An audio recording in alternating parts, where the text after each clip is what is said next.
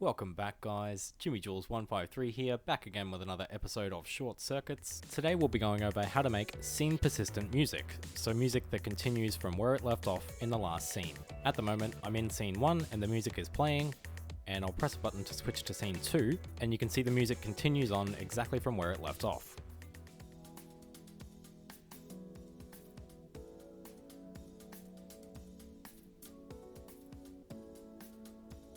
So this is a fairly quick setup that I'll take you through now. All I've got here is just a microchip and my selected song, so I'm just using Media Molecule's new high score. To transfer data between scenes, we're going to need a variable.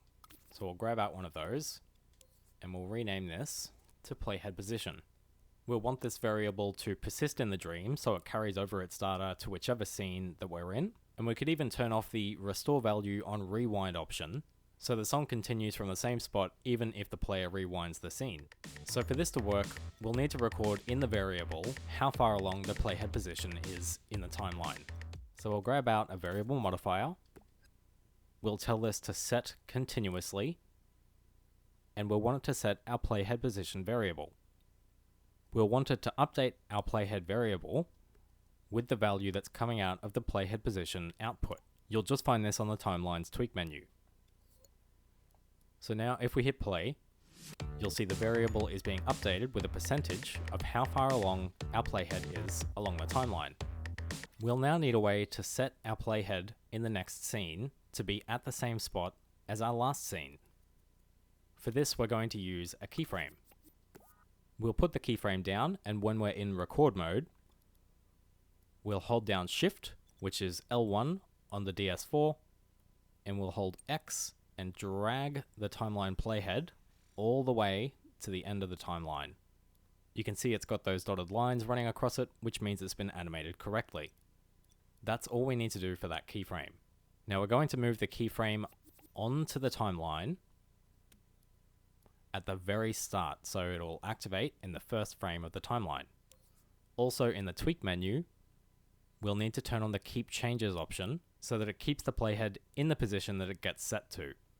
We also don't want our variable modifier to turn on immediately, so we'll also drag this onto the timeline, and we'll set this to activate slightly after the keyframe, and we'll want this to be active for the entire length of the timeline. And then lastly, what we need to do is plug the variable's value directly into the keyframe. And that is literally all we need for persistent music. I'll show you how this works with the setup, but to describe what this is doing, it's recording the playhead position into our variable here, and then as soon as the timeline starts, it's going to take the playhead position value and activate the keyframe with that value. Because we've animated our playhead on the keyframe to be at the very end of the timeline, the keyframe will animate the playhead to be a percentage through the timeline. So for example, if we set the keyframe power to 50%, you can see the playhead ends up in the center of the timeline. If we set it to 75%, or even 80, you can see it ends up 80% of the way through the timeline. So our keyframe is just animating the playhead, and it's storing that value in a variable.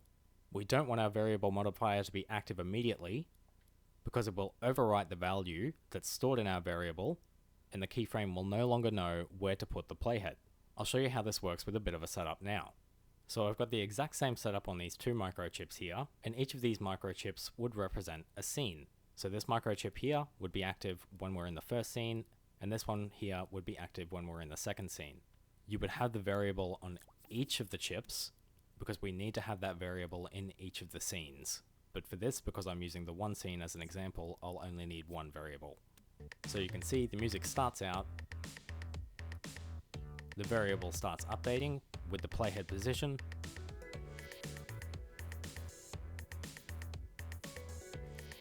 and then if we look over on the second timeline and activate that, you can see the playhead is animated to the correct position, and you get a nearly seamless music transition.